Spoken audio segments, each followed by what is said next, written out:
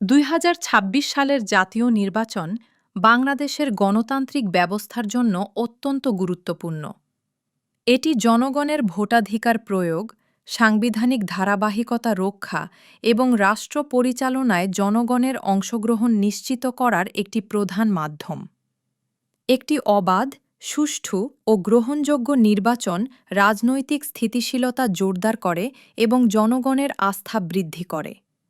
একই সঙ্গে এটি অর্থনৈতিক উন্নয়ন, দেশি বিদেশি বিনিয়োগ এবং কর্মসংস্থানের জন্য অনুকূল পরিবেশ তৈরি করে।